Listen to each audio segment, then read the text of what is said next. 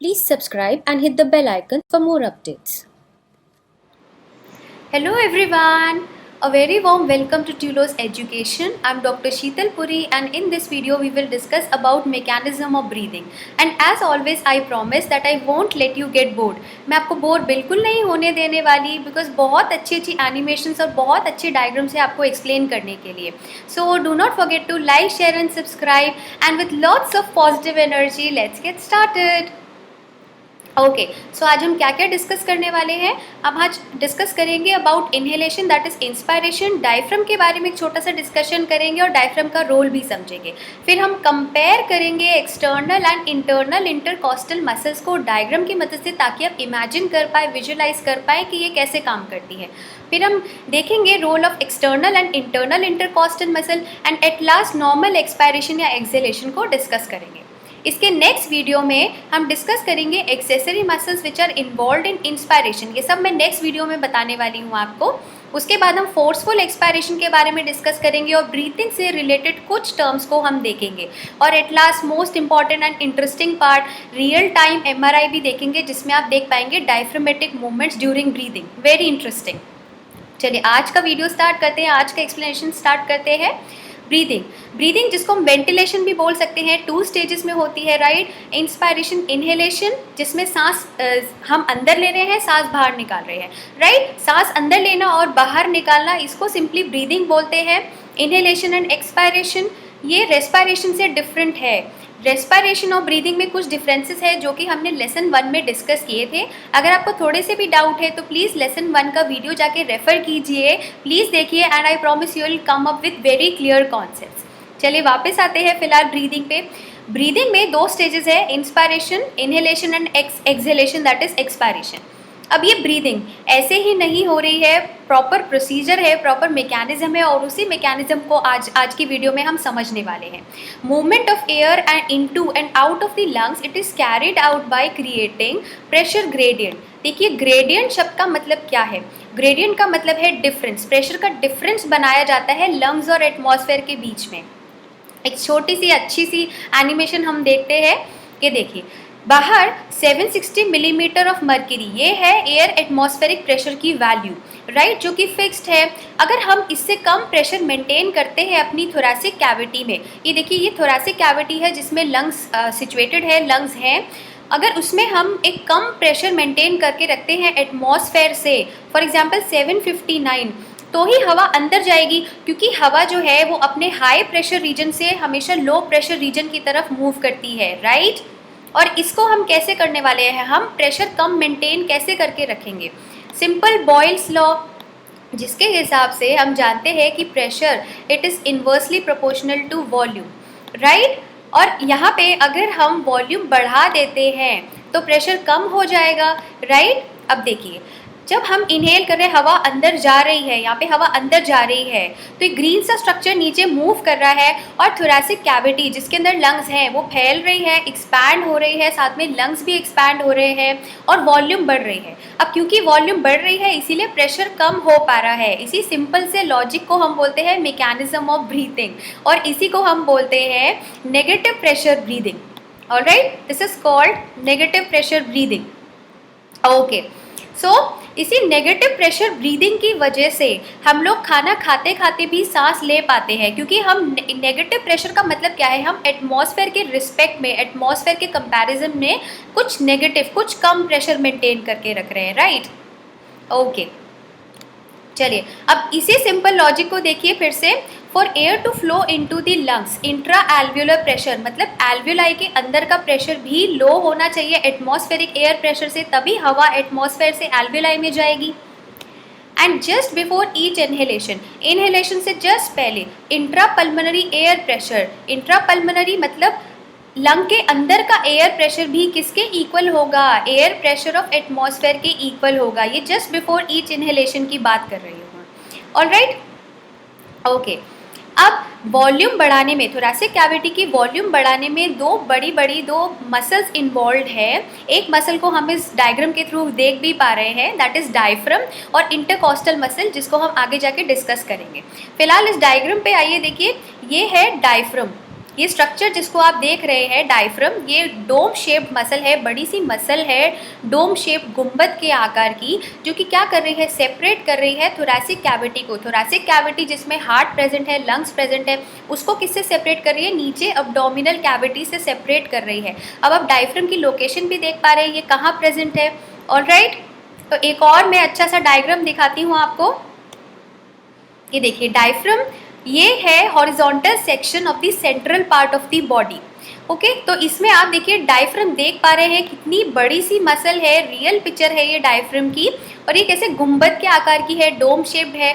यहाँ पे हम रिब्स भी देख पा रहे हैं, और हम रिब्स और डायफ्रम के बीच में कनेक्शन देखेंगे, कैसे ये कनेक्टेड होती है रिब्स से, और उसी फंडा को, उसी लॉजिक को हम अप्लाई करेंगे नीट का एक बहुत अच्छा सा क्वेश्चन सॉल्व करने के लिए अपकमिंग वीडियोज़ में। ओके, सो कॉन्सेंट्रेट कीजिए, लाइक करना मत भूलिए, शेयर करना मत भूलिए, सब्सक्राइब करना मत भूलिए, मेरे लिए बहुत इंपॉर्टेंट है। ओके, सो ये एनिमेशन देखिए ब्रीदिंग का। इसमें जो ये ग्रीन स्ट्रक्चर बार बार नीचे जा रहा है, ऐसे फ्लैट हो रहा है, फिर ऐसे हो रहा है, नीचे जा रहा है, राइट। तो ये क्या है, ये डायफ्रम है, जिसके बारे में हमने अभी डिस्कस किया। जब ये कॉन्ट्रैक्ट करता है, ये कॉन्ट्रैक्ट करता है तो ये ऐसे फ्लैट होता है, नीचे चला जाता है, और जब ये रिलैक्स करेगा तो वापस से अपनी डोम शेप जो है ये ले लेगा, वापस से ये डोम शेप में आ जाएगा जब रिलैक्स करेगा, और कॉन्ट्रैक्ट करेगा तो फ्लैट हो जाएगा। ओके, चलिए, diaphragm, it's a large dome shaped muscle which contracts rhythmically and continuously and mostly involuntarily। क्योंकि हम क्या कर रहे हैं, ब्रीथ कर रहे हैं, ऑटोमेटिकली कर रहे हैं, बिना कुछ सोचे समझे कर रहे हैं, तो मोस्टली डायफ्रम इनवॉलेंटरली कॉन्ट्रैक्ट करता है। It is the most important muscle of respiration. Most important क्यों बोल रहे हैं, क्योंकि 75 to 80% जो एयर हमारे लंग्स में एंटर कर रही है वो डायफ्रम के कॉन्ट्रैक्शन की वजह से ही है, इसलिए ये मोस्ट इंपॉर्टेंट मसल है रेस्पिरेशन के लिए। अब question for you guys, very logical question, थोड़ा सा दिमाग लगाइए प्लीज़। क्वेश्चन क्या है, which muscle is present in diaphragm, voluntary यानी कि स्केलेटल मसल या इनवॉलेंट्री या स्मूथ मसल, कौन सी मसल प्रेजेंट होगी डायफ्रम में। Okay, so if you have thought of voluntary या skeletal muscle, congratulations, you are absolutely right। Diaphragm में voluntary muscle present होती है, प्लीज़ इसको नोट कीजिए। डायफ्रम में स्केलेटल मसल प्रेजेंट होती है, स्केलेटल मसल का बना होता है डायफ्रम। एक और हमने MCQ सॉल्व कर लिया नीट के पर्पज से, क्यों डायफ्रम में स्केलेटल मसल प्रेजेंट है। देखिए, क्या हम कंट्रोल कर सकते हैं अपनी सांस रोकने को। अगर हमें कोई कहता है कि और गहरी सांस लीजिए, डीप ब्रीदिंग कीजिए, क्या हम कंट्रोल कर पा रहे ब्रीदिंग को। बिल्कुल। आप में से कुछ लोग स्विमिंग करते होंगे, स्विमिंग चैंपियंस भी होंगे, तो सांस रोकते हैं। क्यों रोक पा रहे हैं, क्योंकि हम अपनी डायफ्रम की कॉन्ट्रैक्शन को कंट्रोल कर पा रहे हैं, इसीलिए स्केलेटल मसल प्रेजेंट है। ऑलराइट, फंडा क्लियर, लॉजिक क्लियर। चलिए आगे बढ़ते हैं। अटैचमेंट, अटैचमेंट भी इंपॉर्टेंट है, अटैचमेंट को हम अच्छे से समझेंगे। ओके, अटैचमेंट कैसे है, डायफ्रम कहाँ से कहाँ अटैच है। आगे से एंटीरियरली अटैच है जिफॉइड प्रोसेस से। ये देखिए स्टर्नम, ये है स्टर्नम, आपका नाइफ शेप बोन है, ये स्टर्नम है, और इसका नीचे वाला पार्ट, सबसे नीचे वाला पार्ट जिसको मैं एनसर्कल कर रही हूँ, दिस इज जिफॉइड प्रोसेस। इसी से आगे से डायफ्रम अटैच है। और जब आपको रेड कलर के बार्स दिख रहे हैं, रेड एरियाज दिख रहे हैं, ये क्या है, ये है costal cartilages. Yes, costal cartilages जो कि हाइलिन कार्टिलेज के बने होते हैं, और ये क्या काम कर रहे हैं, रिब को एंटीरियरली रिब्स को एक्सटेंड करने का काम कर रहे हैं। राइट, एंटीरियरली देखिए रिब्स को एक्सटेंड करने का काम कर रहे हैं, स्टर्नम से अटैच होने देने के लिए। और इसी हाइलिन कार्टिलेज की वजह से चेस्ट वॉल को इलास्टिसिटी मिलती है। राइट, चेस्ट वॉल इलास्टिक होती है, और चेस्ट वॉल का इलास्टिक होना बहुत इंपॉर्टेंट है ताकि लंग्स की वॉल कोलैप्स न कर जाए, पिचक ना जाए। इलास्टिसिटी जो है चेस्ट वॉल की बहुत इंपॉर्टेंट रोल प्ले करती है। ये सब हमने डिस्कस किया है प्रीवियस वीडियोज़ में। तो आपको कॉस्टल कार्टिलेज का रोल भी समझ में आ गया, हमने देख भी लिया कॉस्टल कार्टिलेज क्या है। वापस आ जाते हैं डायफ्रम के अटैचमेंट पे। चलिए, तो एंटीरियरली हमने देख लिया जिफॉइड प्रोसेस से अटैच है, लेटरली और डायरेक्टली ये अटैच है 11th और 12th रिब से, और इनडायरेक्टली यानी 7 to 11th रिब के कॉस्टल कार्टिलेजेस से अटैच है, और पोस्टीरियरली पीछे से अटैच है लंबर वर्टिब्रे से। Very important. अब देखिए, क्योंकि डायफ्रम जो है वो रिब्स से अटैच है हर तरीके से, तो जब भी डायफ्रम मूव करेगा रिब्स भी मूव करेंगी।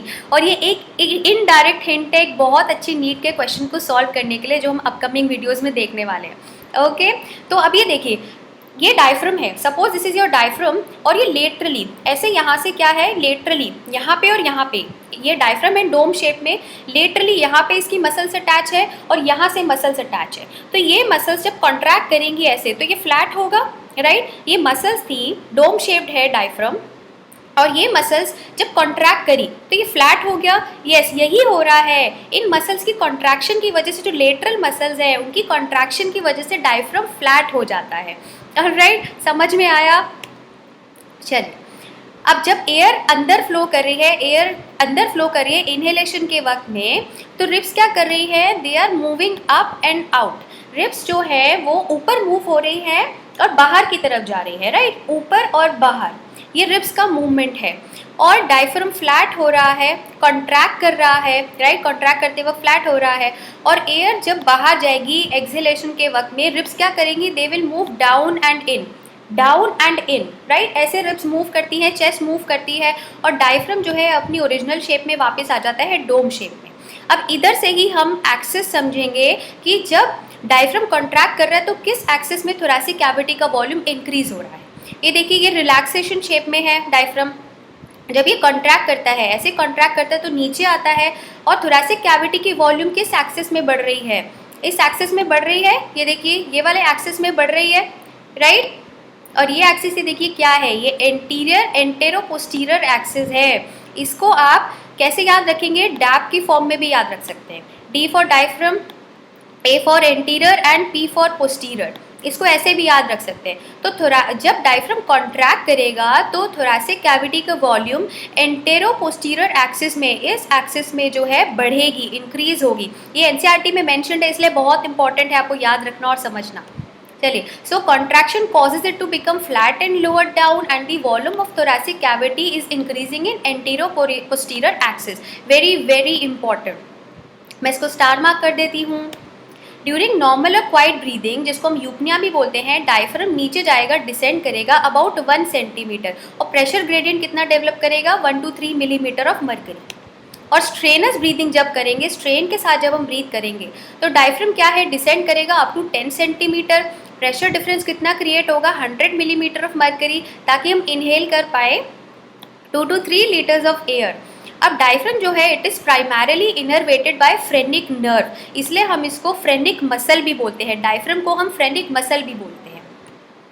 ओके, अब इंटरकॉस्टल मसल के ऊपर छोटा सा डिस्कशन करेंगे। इंटरकॉस्टल मतलब क्या, देखिए, इंटर का मतलब होता है बीच में, और कॉस्टल, कॉस्टल शब्द कहाँ से आता है, कॉस्टा से, जिसका मतलब होता है रिब। तो रिब के बीच में जो मसल्स प्रेजेंट है उसको हम इंटरकॉस्टल मसल्स बोलते हैं। अब 2 टाइप की इंटरकॉस्टल मसल होती है, इंटरनल एंड एक्सटर्नल। इंटरनल जो है वो रिब के अंदर की साइड प्रेजेंट होगी, रिब के अंदर की साइड प्रेजेंट होगी, और एक्सटर्नल जो है वो रिब के बाहर की साइड प्रेजेंट होगी। डोंट वरी, हम डायग्राम भी देखने वाले हैं।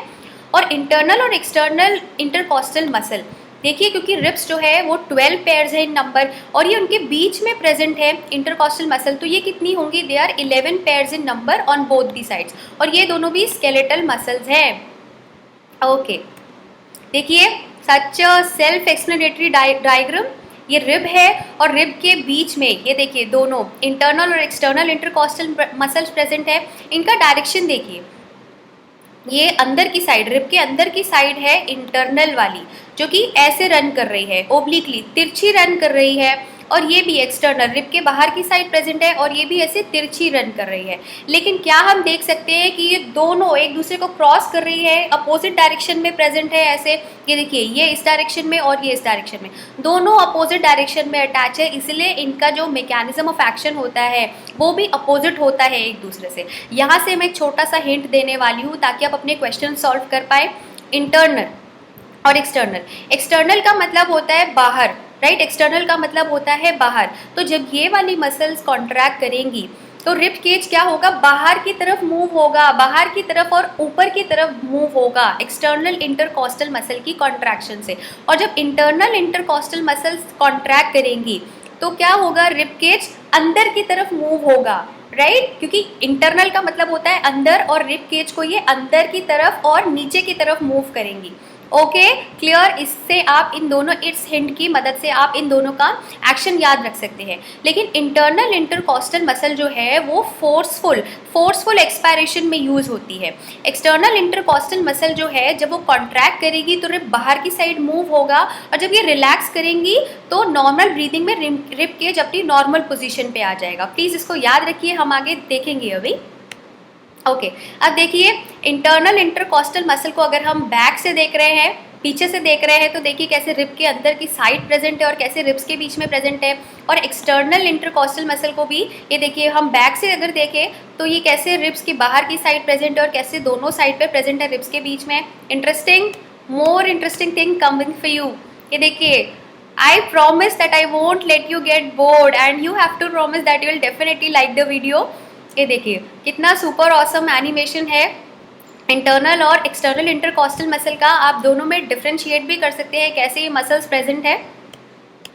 Okay so external intercostal muscle का इंस्पायरेशन में क्या रोल होता है हमने डिस्कस भी किया है, फिर भी टेक्स्ट की फॉर्म में समझ लेते हैं।